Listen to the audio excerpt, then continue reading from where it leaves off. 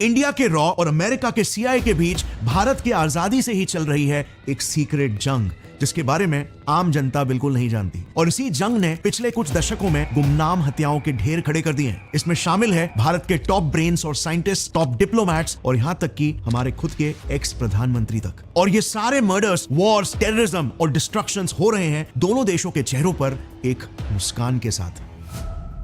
18 सितंबर 1947 America की एक खुफिया एजेंसी का जन्म हुआ, जिसका काम था पूरे दुनिया में अमेरिकन इंटरेस्ट के लिए किसी भी हद तक जाना। इनके जन्म के 10 सालों में ही इनके पास पूरे दुनिया के हर एक कॉन्टिनेंट के ऑलमोस्ट सभी 190 प्लस देशों की हर बारीकियों का, हर एक कमजोरियों का एक डिटेल्ड ब्लूप्रिंट था। उन देशों में कौन सी सरकार है, ऑपोजिशन में कौन सी पार्टी है, कौन सी सरकार टिकेगी और कौन सी गिरेगी, देश में लोग कितने हैं, कितने रिलीजन्स और कितने कल्चर्स हैं, रिबेल ग्रुप्स कितने हैं जो सरकार के खिलाफ आंदोलन करते रहते हैं। ये सारा इंटेल इन्होंने कुछ ही सालों में इकट्ठा कर दिया था, जो इंटेल इन्हें दूसरे देशों की वल्नरेबिलिटीज को एक्सप्लॉइट करके, उन्हें बर्बाद करके, उन्हें अमेरिकन हित में इस्तेमाल करने में मदद करेगा। सीआईए ने अब तक पूरे दुनिया के 51 देशों की सरकारें अकेले गिराई है। सिर्फ इस एक एजेंसी की वजह से ऑलमोस्ट हर कॉन्टिनेंट में कोई ना कोई जंग छिड़ी ही है और आज तक चलती आ रही है। कितने ही देश आज यूएस के वजह से एक दूसरे के कट्टर दुश्मन हो गए, इन्हें आप स्क्रीन पर ही देख सकते हो। और मिडिल ईस्ट की हालत तो आपको पता ही है। मिडिल ईस्ट में शायद ही कोई देश आज बचा होगा। ये पूरा एरिया कंप्लीटली वॉर टोन है और बर्बाद हो चुका है। सेम हालत अफ्रीका की भी है। अलग अलग देशों में यहां पर सिविल वॉर्स चालू है। सीआईए की वजह से ही आज यहां पर कई देश तो इतने गरीब है कि अमेरिका से 2 वक्त की रोटी इंपोर्ट करवाए बिना सरवाइव ही नहीं कर पाते। अब 1947 में जब साउथ एशिया में इंडिया का जन्म हुआ था, तब अमेरिका की नजरें इंडिया पर भी पड़ी थी। इंडिया एक नई उभरती डेमोक्रेसी थी और इसीलिए ये साउथ एशिया में यूएस की एक अच्छी पपेट स्टेट बन सकती थी।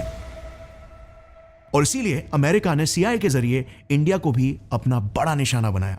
इन्हें चाहिए था कि ये कैसे भी करके भारत को घुटनों पर ला सके, ताकि भारत कमजोर हो जाए, अमेरिका पर डिपेंडेंट हो जाए और अमेरिका भारत को अपना पालतू बना सके। और नहीं, मैं बिल्कुल भी एग्जैजरेट नहीं कर रहा हूं। सीआईए ने कोई कसर नहीं छोड़ी इंडिया को ग्लोबली आइसोलेट करने के लिए, इंडिया में और इंडिया के साथ अलग अलग देशों के वॉर्स भड़काने में, इंडिया को टेररिज्म का शिकार बनाने में और इंडिया को कई टुकड़ों में बांटने में। और आगे होने वाले इनके सीक्रेट ऑपरेशंस इन बातों के सबूत बनेंगे। Just wait and watch. सबूत बनेंगे कि कैसे इंडिया को दुनिया भर में बदनाम करने के लिए सीआईए ने हमारे तब के दोस्त चाइना के प्राइम मिनिस्टर के मौत के आरोप को हम पर लगाने की साजिश, यहां तक कि सिक्किम को हमारा एक राज्य नहीं बनने देने के लिए तो सीआईए ने अपनी ही एक खुफिया एजेंट को सिक्किम के राजा की रानी तक बना दिया था। और ऐसे कई सारे ऑपरेशंस कंस्पायर किए, जिनके खुलासे मैं आगे करूंगा। लेकिन इस सब के बावजूद सीआईए इंडिया को पूरी तरीके से अपने चपेट में नहीं ले पाया, क्योंकि 1968 में भारत में जन्म हुआ एक ऐसे ऑर्गेनाइजेशन का जो आज तक दुनिया का one of the most feared intelligence agency मानी जाती है। India's great protector research and analysis wing, रॉ, जिस एजेंसी ने अपने जन्म से कुछ ही सालों में इंडिया के हित में कई सारे मिशन सक्सेसफुली एग्जीक्यूट भी कर लिए। सिक्किम को इंडिया का पार्ट बनाना, पाकिस्तान का बंटवारा करना, खालिस्तान मुद्दे को दबाना एंड ऑफ कोर्स सीआईए को काउंटर करना, इन सब में रॉ का एक बहुत ही बड़ा हाथ था। और इसीलिए 1968 से ही शुरू हो गया 2 पावरफुल खुफिया एजेंसीज का एक ऐसा सीक्रेट वॉर जो आज तक जारी है। लेकिन यह सब हमारे लिए आसान बिल्कुल नहीं था और बहुत से इंडियंस को हमारे इतिहास की यह कहानी पता ही नहीं है। 1968 में जब रॉ का जन्म हुआ था, तब इन्हें ना कोई ढंग का ऑफिस दिया गया था और ना ही ढंग के ट्रेन्ड ऑफिसर्स इसमें थे। और इस सब के ऊपर से सीआईए तो रॉ के जन्म से ही उसे कैसे भी करके खत्म करना चाहता था। लेकिन फिर भी एक वीरान पड़े थिएटर और नौसीखे ऑफिसर्स से रॉ ने मजबूरी में शुरुआत की, क्योंकि 1968 से पहले हमारे देश की हालत बहुत ही गंभीर थी। हमारा देश ऑलमोस्ट बिखरने के कगार पर था और उसी कमजोर दौर में सीआईए ने हमें दुनिया भर में बदनाम करने के लिए हम पर एक भारी डिप्लोमैटिक अटैक लॉन्च किया था। 10 अप्रैल 1955 की रात मुंबई से एयर इंडिया फ्लाइट 300 उर्फ कश्मीर प्रिंसेस इंडोनेशिया के लिए उड़ान भरती है। मगर ये अपने डेस्टिनेशन में जस्ट पहुंचने ही वाली होती है कि उससे पहले ही प्लेन के राइट विंग में एक बॉम्ब ब्लास्ट हो जाता है। ब्लास्ट से प्लेन जल के धुआं धुआं हो जाता है और सीधे नीचे पैसिफिक ओशन में डूब जाता है। और इस हादसे में 16 लोगों की मौत हो जाती है। अब इस ब्लास्ट की न्यूज पूरे ग्लोबल मीडिया में रातों रात वायरल हो जाती है, लेकिन इस हादसे की वजह से नहीं, बल्कि इसीलिए क्योंकि इस हादसे के कुछ ही घंटे पहले इस प्लेन को चाइनीज प्रीमियर यानी प्राइम मिनिस्टर जाओ एनलाई भी बोर्ड करने वाले थे, लेकिन एंड मोमेंट में उनका प्लान कैंसिल हो गया और इसीलिए वो जिंदा बच गए। अब जाहिर सी बात है, इस न्यूज से पूरे दुनिया भर में ये नैरेटिव छिड़ गया कि हो ना हो ये इंडिया की ही कोई साजिश है चाइना के खिलाफ एक प्रॉक्सी वॉर छेड़ने की। और इसीलिए अब ये इंडिया के लिए बहुत ही ज्यादा इंपॉर्टेंट बन गया था कि हमें कैसे भी करके भारत के ऊपर लगे इस दाग को मिटाना ही पड़ेगा। सो हमारे तब के प्रधानमंत्री पंडित नेहरू ने तुरंत आईबी के एक यंग ऑफिसर को इस मिशन पर डिप्लॉय कर दिया और तब जाके आईबी इन्वेस्टिगेशन के बाद हमें यह मालूम पड़ा कि इस पूरे हादसे के पीछे यानी कि चाइनीज प्रीमियर को मार के इसका इल्जाम भारत पर डालने के पूरे प्लान के पीछे CIA अमेरिका का हाथ था। हाँ, वही अमेरिका जो पूरे दुनिया भर में डेमोक्रेसी का ढोल बजाते रहता है और जिसे देख के ही हर इंडियन पॉलिटिशियन भी हमारे यहां पर वैसे ही डेमोक्रेसी को लाना चाहता है। बाद में चाइनीज प्रीमियर की एजेंसी ने भी यही कहा कि हां, CIA ने ही उनके देश के ऑपोजिशन KMT के साथ मिलकर यह प्लान बनाया था। अब यह केस तो सॉल्व हो गया था, लेकिन एक चीज यहां पर समझ में नहीं आ रही थी कि CIA भारत को ही क्यों टारगेट करना चाहता है। वेल, इसको समझने के लिए ना हमें 1947 के दौर के ग्लोबल डायनामिक्स को समझना होगा। At the stroke of the midnight hour, when the world sleep, India will awake to life and freedom. साल 1947 आजादी मिलते ही जहां पर अंग्रेजों के जाने की खुशी थी, वहीं पर दूसरी तरफ भारत में बंटवारे का दुख भी था। इस दौरान ग्लोबल लेवल पर भी एक डिवीजन या कह लो एक ग्रुपिंग शुरू हो गई थी। वर्ल्ड वॉर 2 को खत्म हुए सिर्फ 2 ही साल हुए थे। ये दोनों सुपर पावर्स USA और USSR ने दुनिया के बाकी देशों को अपने खेमे में लेने के लिए एक अनडिक्लेयर्ड कोल्ड वॉर छेड़ दिया था, लेकिन भारत के PM नेहरू जी ने किसी के भी साइड में जाने से इनकार कर दिया और एक नॉन अलाइंड मूवमेंट NAM शुरू कर दिया, जिसका मोटिव यह था कि भारत ना USA की तरफ जाएगा और ना ही USSR की तरफ, क्योंकि हमने देख लिया था कि ऐसे अलायंसेस के चक्कर में यूरोप का क्या हाल हुआ था। मगर अब प्रॉब्लम यहां पर यह हो गई कि हमारे नाम से USSR को तो उतना नहीं, लेकिन USA को बड़ी मिर्ची लग गई, क्योंकि नेहरू जी की ये आइडियोलॉजी सिर्फ इंडिया को ही नॉन अलाइंड नहीं रख रही थी, बल्कि हमारे नाम ग्रुप में दुनिया के ऑलमोस्ट 121 कंट्रीज भी शामिल हो चुके थे। Can you believe that? आज प्रेजेंट में UN में 193 कंट्रीज है और उस समय 121 देश इंडिया के बनाए ग्रुप का हिस्सा बन चुके थे। सो जाहिर है, USA being top super power of that time, US को मिर्ची लग गई और इसीलिए CIA ने कश्मीर प्रिंसेस ब्लास्ट का प्लान बनाया, क्योंकि इस प्लान से बेसिकली वो एक तीर से 2 निशाने लगा पा रहा था। नंबर 1 निशाना, प्लेन क्रैश के बाद नाम के 2 फाउंडिंग मेंबर्स और दोनों एशिया के बड़े कंट्रीज के बीच एक वॉर छिड़ जाए, क्योंकि उस दौरान इंडिया और चाइना के रिलेशंस काफी अच्छे हुआ करते थे। जब इंडिया ने गोवा को रिक्लेम किया था तो चाइना ने इसको डिप्लोमेटिकली सपोर्ट किया था। वहीं पर जब चाइना ने भी तिब्बत को ऑक्यूपाई किया था तो इंडिया ने भी इस पर कुछ ना बोलकर चाइना को साइलेंटली सपोर्ट किया था। ये वही दौर की बात है जब हम हिंदी चीनी भाई भाई के नारे भी लगाया करते थे। तो इंडिया और चाइना की इसी दोस्ती को CIA कैसे भी करके तोड़ना चाहता था। ऑल्सो CIA का दूसरा टारगेट था कि ग्लोबली जो भी कंट्रीज इंडिया के ग्रुप में शामिल है उनको यह मैसेज मिले कि इंडिया एक भरोसेमंद एलाय बिल्कुल भी नहीं है। वो कभी भी आपके पीठ में छुरा घोंप सकता है, जैसे उसने चाइना के साथ किया उनके प्राइम मिनिस्टर को मारने का षड्यंत्र रच के। अब हालांकि CIA के इस प्लान पर पानी तो फिर गया, लेकिन वो जल्द ही समझ गया कि अगर उन्हें साउथ एशिया के इस पूरे रीजन में अपनी पकड़ बनाए रखनी है तो उन्हें इस रीजन में एक पपेट कंट्री बिल्कुल चाहिए होगा। And now literally 0 points for गेसिंग वो पपेट कंट्री कौन थी? पाकिस्तान। अब देखना कि US पाकिस्तान को अपने साइड में लेने के लिए क्या करता है। काफी इंसान को अपने साइड करने लग गया। CIA ने पाकिस्तान पर बेट लगाकर उन्हें तुरंत भर भर के फाइनेंशियल और मिलिट्री एड्स देना चालू कर दिया। अब ऐसे में जाहिर सी बात है इंडिया पर भी तलवार लटकने लग गई और अब हमें मजबूरी में बैलेंस ऑफ पावर बनाने के लिए USSR की तरफ टिल्ट होना पड़ा। इसी रीजन की वजह से अगर आप देखोगे तो उन दिनों में USSR ने इंडिया में बड़े बड़े डैम प्रोजेक्ट्स, यूनिवर्सिटीज और हॉस्पिटल्स वगैरह बनाने में खूब मदद की थी। अब अगर आपके 2 दुश्मन दोस्त बन जाएंगे तो आपका क्या हाल होगा? बस वैसे ही कुछ हाल USA का भी हो गया था। अब US डेस्परेट हो गया था कैसे भी करके इंडिया को अपने कंट्रोल में लाने के लिए और हमारे देश से सोवियत इन्फ्लुएंस को हटाने के लिए, जिसका ऑफ कोर्स बेस्ट सोल्यूशन था इंडिया के ग्राउंड पे उतरकर इंडियन पॉलिटिक्स में एंट्री मारना। और एग्जैक्टली वही US ने किया भी। सो 1957 में पूरी दुनिया की first elected communist government India के केरला में खड़ी हो गई। मतलब आप समझ सकते हो इस साल तक सोवियत इन्फ्लुएंस इंडिया में इतना आ चुका था कि अब लोग खुद से उनकी कम्युनिस्ट आइडियोलॉजी को वोट करके चुन रहे थे और इसीलिए केरला ही बन गया था US का फर्स्ट टारगेट।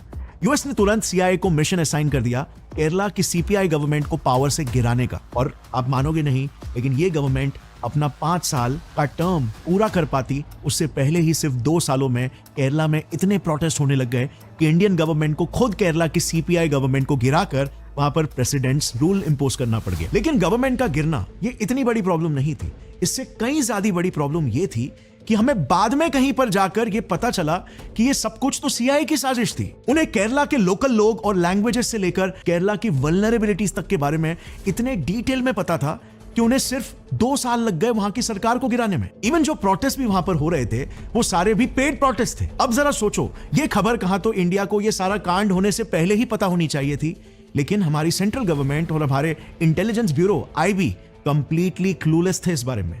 हमें रत्ती भर का भी इंटेल नहीं था कि सीआईए हमारे ही देश के जमीन में क्या गेम खेल रही है। और भूलो मत, आईबी एक समय पर इतनी सक्षम थी कि इसके मदद से ब्रिटिशर्स ने कई बार इंडिया के फ्रीडम फाइटर्स और बड़े इंडिपेंडेंस मूवमेंट्स को दबाया था। लेकिन अब ये डिपार्टमेंट अचानक से निकम्मी हो गई थी। और हद तो तब पार हो गई जब 1962 के इंडो चाइना वॉर में हमारे पास इंटेल नहीं था, वो बात तो छोड़ दो, उल्टा हमारे पास गलत इंटेल था।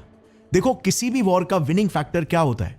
उस कंट्री का इंटेलिजेंस, जिसके हिसाब से उस देश की डिफेंस फोर्सेस अपने प्रोएक्टिव मिलिट्री प्लान्स बनाती है, जैसे कहां पे कितने सोल्जर्स को डिप्लॉय करना है, कहां पे कितनी मिलिट्री एस्टैब्लिशमेंट्स रखनी है, अटैक्स कहां से होने वाला है, वगैरह वगैरह। लेकिन इंडिया चाइना वॉर के समय में आईबी के पास क्या क्या इंफॉर्मेशन थी आपको पता है? पहला इंटेल, चाइनीज एयरफोर्स हमसे बहुत सुपीरियर है। अगर इंडिया एयरफोर्स यूज करता है काउंटर स्ट्राइक के लिए तो चाइना गुवाहाटी और कोलकाता जैसे सिटीज को बॉम्ब कर देगा। दूसरा इंटेल, चाइना के पास तिब्बत में भी अपना एक बेस है जिससे वो हमें इजीली अटैक कर सकता है। तीसरा इंटेल, वॉर के दौरान तिब्बत के बॉर्डर एरियाज में रहने वाले चाइनीज लोकल्स भी चाइना को सपोर्ट करने के लिए हम पर हमला बोल देंगे। लिटरली इंफॉर्मेशन ना रहना एक अलग बात है, लेकिन ऐसा मिस इंफॉर्मेशन तो हमें पैरालाइज कर देगा। और वही हुआ भी। आईबी के इसी इंटेल फेलियर ने एक बार फिर से इतना बड़ा ब्लंडर कर दिया कि आज तक किसी की वजह से भारत का एक बड़ा टुकड़ा चाइना के कंट्रोल में है। अब ये बात आज तक जितना हर एक भारतीय को चुभती है, उससे कई ज्यादा आईबी के एक जूनियर ऑफिसर को भी चुभ रही थी। और इसीलिए उन्होंने आईबी में रहते हुए ही अपने ही डिपार्टमेंट के मुंह पे ये कह दिया कि ये सब हमारी ही गलती है, हमारी वो काबिलियत ही नहीं है जो हमें हमारे दुश्मनों से लड़ने के लिए चाहिए। उन्होंने ये बात 1962 में कही थी। और 1965 में आप जानते हो क्या हुआ? The infamous 1965 Indo Pakistan war, जो मेरे हिसाब से तो हम जीत के भी कहीं ना कहीं हार चुके।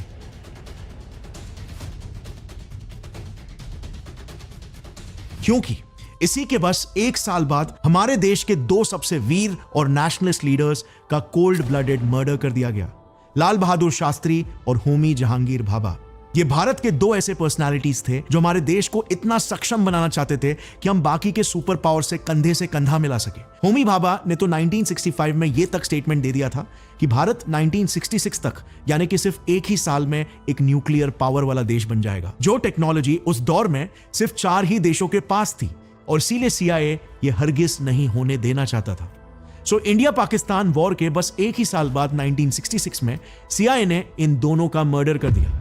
लेकिन अफसोस की बात तो यह थी कि इसके बारे में भी हमें खुद सीआईए से ही पता चला, आईबी से नहीं। इसी दौर में सीआईए के स्टेशन चीफ ने खुद एक इंटरव्यू में यह एक्सेप्ट किया कि शास्त्री जी और होमी जहांगीर भाभा को उन्हीं लोगों ने मारा था। लेकिन हमारी आईबी को अगेन इस बात का रत्ती भर का भी अंदाजा नहीं था। अब शास्त्री जी के मौत के बाद इंदिरा गांधी पावर में आ गई।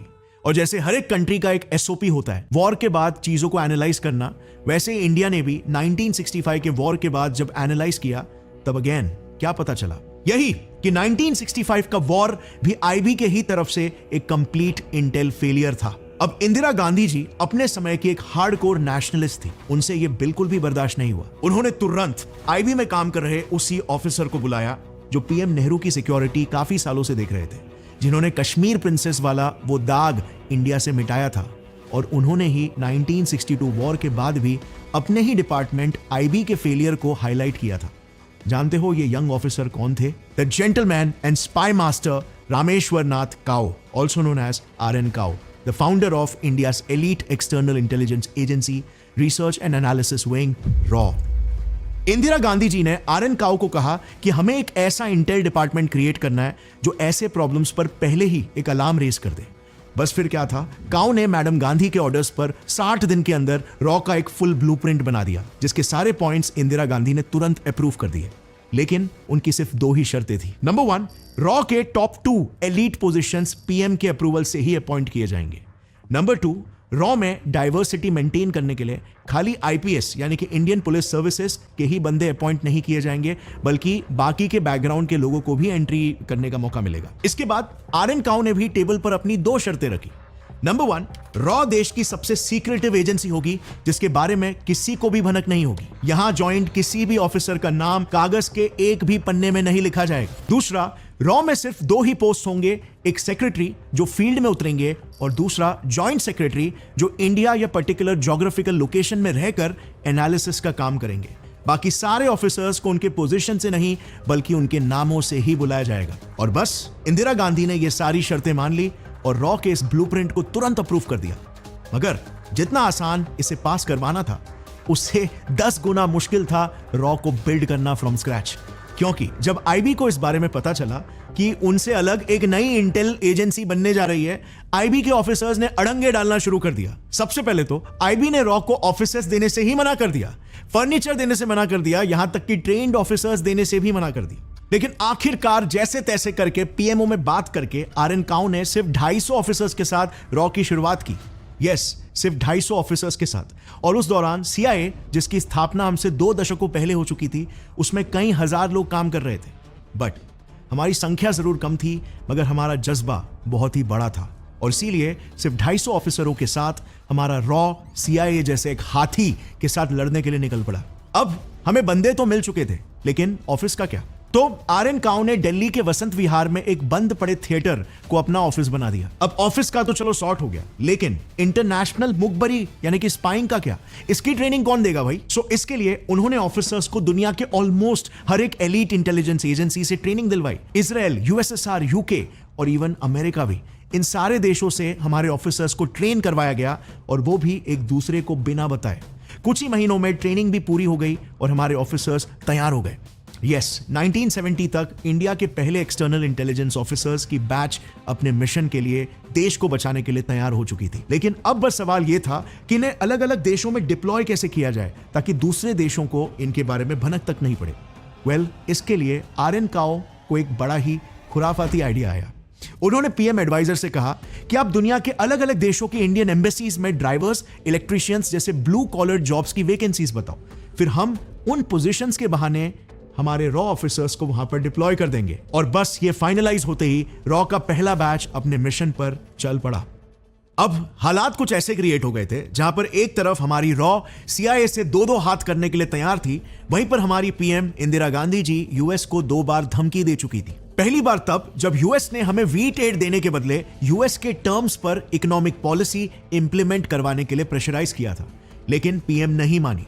उल्टा उन्होंने ग्रीन रेवोल्यूशन लाकर यूएस की एड लेना ही बंद कर दिया। दूसरी बार पीएम ने सारे बैंक्स और इंडस्ट्रीज को ही नेशनलाइज कर दिया। तब यह मूव यूएस के हिसाब से एक सोशलिस्ट मूव था, यानी कि हम उसके दुश्मन यूएसएसआर के साइड ले रहे थे। यह सबको देखकर यूएस काफी भड़क चुका था। उसे लग रहा था कि चीजें अब उसके कंट्रोल से बाहर जा रही है और जिस वजह से उसने पाकिस्तान को हेवीली मिलिटराइज करना शुरू कर दिया, मिलिट्री फंडिंग्स और मॉडर्न हथियार देने शुरू कर दिए। एक बात रॉ चीफ आरएन काउ समझ गए थे कि पाकिस्तान के थ्रू सीआईए इंडिया के खिलाफ कुछ बड़ा प्लान कर रहा है और एग्जैक्टली ऐसा हुआ भी। पाकिस्तान ने ऑपरेशन सर्चलाइट शुरू कर दिया और उन्होंने ईस्ट पाकिस्तान के बंगाली स्पीकिंग लोगों को जान से मारना शुरू किया। इन रिस्पॉन्स ये Bengali speaking population East Bengal से इंडिया आने लगे। पर जानते हो, ये मूव आरएन काउ को पहले से ही पता था। सब कुछ उनके प्लान के मुताबिक ही चल रहा था। दरअसल काफी पहले से ही रॉ को यह बात पता चल गई थी कि पाकिस्तान ये ऑपरेशन सर्चलाइट लॉन्च करने वाला है और इसके लिए रॉ ने 2 चीजें पहले से ही प्लान करके रखी थी। सबसे पहले तो आरएन काउ ने पीएम इंदिरा गांधी जी को यह बोल के रखा था कि वो यूएसएसआर के साथ एक फ्रेंडशिप ट्रीटी साइन करके रख ले और ये कोई आम ट्रीटी नहीं होने वाली थी। इसके हिसाब से इंडिया पर अगर हमला होगा तो यूएसएसआर उसे अपने पर हुए हमले जैसा कंसिडर करेगा और तभी यूएसएसआर इंडिया के साथ लड़ने के लिए मैदान में उतर पड़ेगा। दूसरा, उन्होंने ईस्ट पाकिस्तान से आए बंगाली स्पीकिंग लोगों को मिलिट्री ट्रेनिंग देना शुरू कर दिया। इनके लिए पहले से ही सुंदरबन में रॉ ने कैंप्स बना के रखे थे। इन सिविलियन फोर्सेस को मुक्ति बहिनी नाम दिया गया और रॉ की ये प्री प्लानिंग बिल्कुल सही थी। यूएसएसआर के साथ ट्रीटी होने की वजह से जब 1971 का वॉर शुरू हुआ तब यूएस की 7th फ्लीट यानी कि उसका नेवल एयरक्राफ्ट कैरियर हम पे हमला करने आ रहा था, क्योंकि इंडिया ने उसके एलाय पाकिस्तान पर हमला किया था। यह होते ही यूएसएसआर की न्यूक्लियर सबमरीन अरेबियन सी में डिप्लॉय हो गई और उसने यूएस को धमकी दी कि अगर एक कदम आप आगे बढ़ाओगे ना तो तुम पर न्यूक्लियर अटैक हो जाएगा। और इससे इंडिया बिना किसी एक्सटर्नल थ्रेट के आराम से ईस्ट पाकिस्तान में लड़ने लगा। और जो हमने मुक्ति वाहिनी बनाई थी ना, उस फोर्स ने ही मेजरली आगे बढ़ के इंडियन आर्मी के साथ मिलकर हमला किया। और यह अटैक इतना सक्सेसफुल था कि इंडियन आर्मी के सामने पाकिस्तान के 1 लाख सोल्जर्स ने सरेंडर कर दिया। और ऐसे करके 1971 में रॉ ने इंडियन आर्मी के साथ मिलकर बांग्लादेश, इस नए देश को पाकिस्तान के चुंगल से आजाद कर दिया। और बांग्लादेश की आजादी का बेसिकली मतलब यह था कि अब इंडिया कुछ वक्त तक चैन की सांस ले सकता था, क्योंकि एटलीस्ट अब हमारा ईस्टर्न एरिया थ्रेट फ्री था। मगर वहीं पर CIA की रातों की नींद हराम हो गई थी, क्योंकि अब एक नई एजेंसी ने जन्म ले लिया था जो उन्हें ईंट का जवाब पत्थर से दे रही थी। और यह बात यूएस को बिल्कुल भी गवारा नहीं थी। बट क्या करे, सिचुएशन ही यूएस के कंट्रोल में नहीं था। बांग्लादेश लिबरेशन के इस झटके से यूएस उभरने की ही कोशिश कर रहा था कि कुछ ही समय बाद रॉ ने CIA को एक और एक बड़ा झटका दे दिया। इंडिया एक न्यूक्लियर स्टेट बन गया। 1974 को ऑपरेशन स्माइलिंग बुद्धा की शुरुआत हुई। पीएम इंदिरा गांधी, उनके 2 advisers chief scientist Raja Ramanna और रॉ चीफ RN काओ के अलावा इसकी जानकारी और किसी को नहीं थी। डिफेंस मिनिस्टर तक को नहीं थी। लेकिन इस मिशन में रॉ के सामने 2 चैलेंजेस थे। एक, CIA उस वक्त सारे टेलीफोनिक कन्वर्सेशंस को टैप करता था, सो मिशन के डिटेल्स लीक होने से बचना था। और दूसरा चैलेंज, CIA के स्पाई सैटेलाइट से न्यूक्लियर फैसिलिटी को छुपाना। बेसिकली हमें CIA के नाक के नीचे से न्यूक्लियर टेस्ट को कंडक्ट करना था। तो रॉ ने सबसे पहले CIA के सैटेलाइट को स्टडी किया और उसका एक ब्लाइंड स्टॉप टाइम का पता लगाया। मतलब बेसिकली वो सैटेलाइट हम पर कितने समय के लिए नजर नहीं रखती, इस ब्लाइंड स्पॉट गैप में पूरे न्यूक्लियर फैसिलिटी को चलाया गया। दूसरे प्रॉब्लम का सलूशन उन्होंने ऐसे निकाला कि इस मिशन में इन्वॉल्व सभी साइंटिस्ट और ऑफिशियल्स को विस्की और ताजमहल जैसे कोड वर्ड्स को यूज करने बोला गया था। ये इश्क नहीं आसान, इतना समझ लीजिए। आग का दरिया है और डूब के जाना है। जिससे CIA उनको पकड़ ना सके। और लो, ये प्लान भी सक्सेसफुल रहा। 18 मई 1974 को इंडिया ने अपना पहला न्यूक्लियर वेपन टेस्ट किया और हम दुनिया के 5th न्यूक्लियर पावर बन गए। और अब इंडिया एक काफी बेटर पोजीशन पर था। न्यूक्लियर पावर का मतलब हमारे पास एक अथॉरिटी थी, प्लस ईस्ट में बांग्लादेश इंडिपेंडेंस से एक बहुत ही बड़ा खतरा हमने टाल दिया था। लेकिन नॉर्थ ईस्ट में अभी भी एक देश था जो भारत के लिए एक बहुत ही बड़ा खतरा था, सिक्किम। अब सिक्किम इंडिया के लिए इतना बड़ा खतरा क्यों था? क्योंकि पाकिस्तान और चाइना दोनों इंडिविजुअली इस पर अपना कंट्रोल बना के इंडिया के चिकन नेक को काट कर हमारे पूरे नॉर्थ ईस्ट इंडिया को ही हमसे अलग कर सकते थे। और CIA भी तो सिक्किम पर अपना कंट्रोल बना के इंडिया और चाइना पर नजर रखना चाहता था। इनफैक्ट उन्होंने तो अपने इस मिशन को अंजाम देने के लिए अपने एक एजेंट को सिक्किम की रानी तक बना दिया था। बेसिकली साल 1961 की यह बात है जब सिक्किम के 36 इयर्स के चोग्याल प्रिंस अपने 3 बच्चों के साथ सिक्किम के विंडमेयर होटल में आए हुए थे, जहां वो हमेशा आते थे। बट इस बार राजा काफी डिप्रेस थे क्योंकि रिसेंटली कुछ सालों पहले ही उनकी वाइफ की मौत हुई थी। लेकिन यह साल शायद कुछ स्पेशल था। इस बार होटल में उनकी मुलाकात एक अमेरिकन 19 साल की लड़की होप कुक से होती है, जो हाल ही में इंडिया के दार्जिलिंग से सिक्किम घूमने आई थी। वो तुरंत राजा की अच्छी दोस्त बन जाती है और क्योंकि वो बचपन से ही अकेली ही थी तो दोनों एक दूसरे के साथ अपना गम बांटने लग जाते हैं और दोनों को एक दूसरे की कहानियां बहुत ही रिलेटेबल लगती है। लेकिन होप अपने देश वापस चली जाती है उसके बाद। फिर उसके अगले साल सेम जगह पर सेम होटल में होप राजा को वापस मिलती है। बट इस बार राजा ने यह सोच लिया कि वो इस मौके को हाथ से नहीं जाने देंगे। उन्होंने होप को शादी के लिए प्रपोज कर दिया और वो मान भी जाती है। 1963 में फाइनली उन्होंने शादी कर ली और होप कुक सिक्किम की महारानी बन जाती है। एंड एज एक्सपेक्टेड, क्योंकि महारानी US एजेंट थी तो उनसे मिलने US एम्बेसडर फ्रीक्वेंटली आया जाया करते थे। ये एक पैटर्न सा बन गया था कि एम्बेसडर के जाने के बाद सिक्किम की महारानी एंटी इंडिया स्टेटमेंट्स दे देती थी। और सिक्किम के बारे में अगर आप जानते हो तो आपको पता ही होगा कि तभी सिक्किम इंडिया का ही एक प्रोटेक्टोरेट स्टेट था। लेकिन अब धीरे धीरे ये देश हमारा ही दुश्मन बनते जा रहा था, एक एंटी इंडिया सेंटिमेंट डेवलप हो रहा था। 1973 आते आते रॉ ने यह ठान लिया था कि अब बस CIA को सबक सिखाना जरूरी है, क्योंकि अब अगर चुप बैठे रहे तो हम सिक्किम को खो देंगे। और इसीलिए सिक्किम को इंडिया से जोड़ने की जिम्मेदारी रॉ ने अपने हाथों में ले ली। मिशन के लिए एक बहुत ही होनहार ऑफिसर को चुना गया जिसने सिचुएशन को एनालाइज करके एक पूरा प्लान प्रपोज किया। उन्होंने कहा कि अगर CIA सिक्किम की महारानी को खरीदना चाहती है तो उसे खरीदने दो ना, हम रानी के राजा को ही गद्दी से गिरा देते हैं। और इसके लिए उन्होंने वहां के काजी लेंडुप दोरजी जैसे लीडर्स को आइडेंटिफाई किया जो डेमोक्रेसी लाना चाहते थे और उनको फाइनेंशियल और ग्राउंड सपोर्ट देना चालू कर दिया।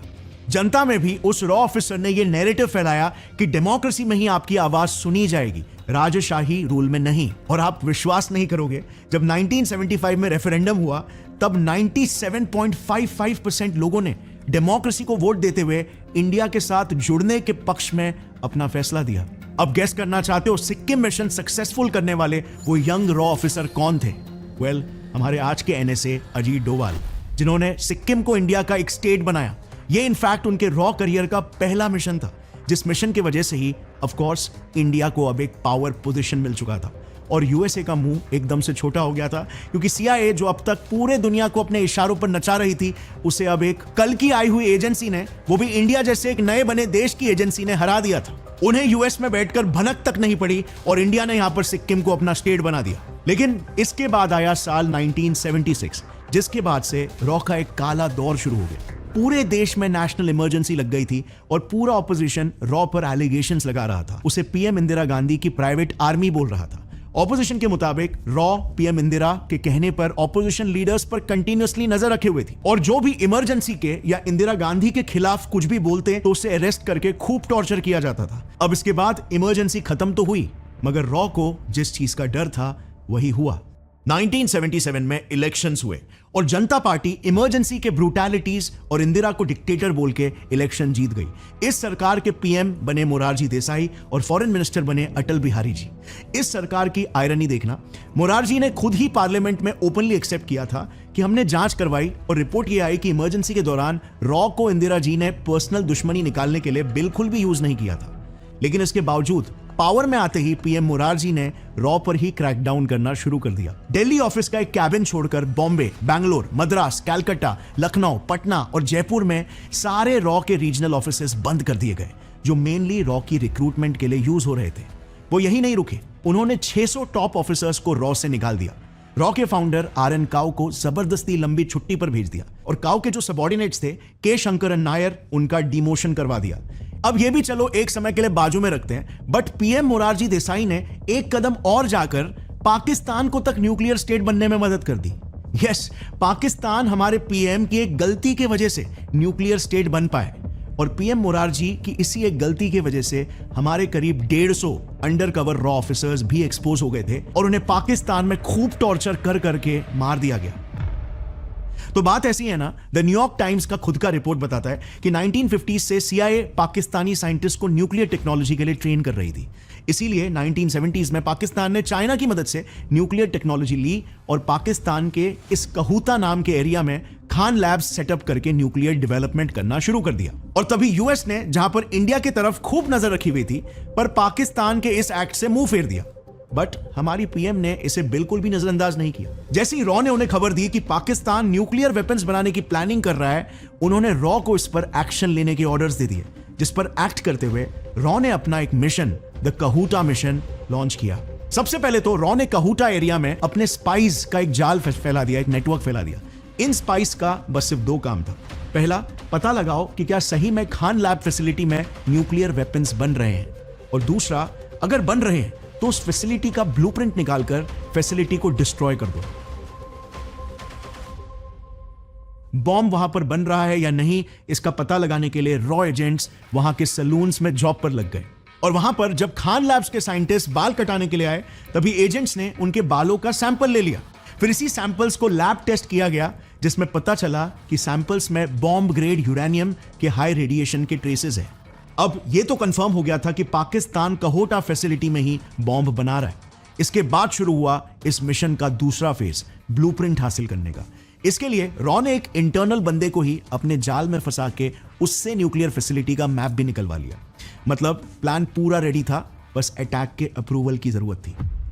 पर यह सब होते होते 2 साल बीत चुके थे और जैसे हमने देखा 1977 में नई जनता पार्टी की सरकार आ चुकी थी। तो PM मोरारजी से जैसे ही रॉ के नए चीफ सुनटूक जी प्लान अप्रूव करवाने पहुंचे, अप्रूवल देना तो दूर की बात, उनका कहना था कि हम इंडिया है, हम एग्रेसर नहीं है, हमें दूसरे देशों के इंटरनल अफेयर्स में दखल अंदाजी करने की कोई जरूरत नहीं है। अब यहां तक भी अगर रुक जाते तो भी ठीक था, लेकिन हद तो तब पार हो गई जब पीएम मुरारजी ने एक कॉन्वर्सेशन में पाकिस्तानी प्रेसिडेंट जियाउल हक को बोल दिया कि हमें आपके कहोटा न्यूक्लियर प्रोग्राम के बारे में पता है, हमारी रॉ ने सब कुछ पता लगा लिया है। यह सुनते ही पाकिस्तान ने आईएसआई की मदद से कहोटा में डिप्लॉयड हमारे सारे रॉ ऑफिसर्स को आइडेंटिफाई किया और सबको एक एक करके मार डाला।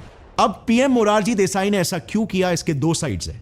नंबर 1, क्योंकि वो गांधीयन आइडियोलॉजी को फॉलो करते थे, शायद इसीलिए उन्होंने मना किया होगा। दूसरा साइड ये है कि 1983 में एक अमेरिकन जर्नलिस्ट ने एक्सपोज किया था कि पीएम मोरारजी एक सीआईए एजेंट थे जिनको एनुअली सीआईए $20,000 दिया करती थी उस समय में। और इसी सेम टाइम पर पीएम मुरारजी को पाकिस्तान का हाईएस्ट सिविलियन अवार्ड निशान पाकिस्तान भी मिला था, जो बाय द वे आज तक इंडिया में सिर्फ उनको ही मिला है। यही नहीं, उस वक्त पीएमओ में भी यह कहा जाता था कि पाकिस्तान के डिक्टेटर जियाउल हक और मुरारजी काफी अच्छे दोस्त थे। उनकी कई बार फोन पे बातचीत भी हुआ करती थी। खैर, लेट 1970s का वक्त वो वक्त था जब सबको लगा कि अब रॉ का चैप्टर फाइनली खत्म हो चुका है। हमारे सुपर हीरोज जैसे ठंडे बक्से में बंद हो चुके थे, लेकिन तभी ही रॉ की कहानी में एक नया मोड़ आता है। 1980 में देश में इलेक्शंस हुए।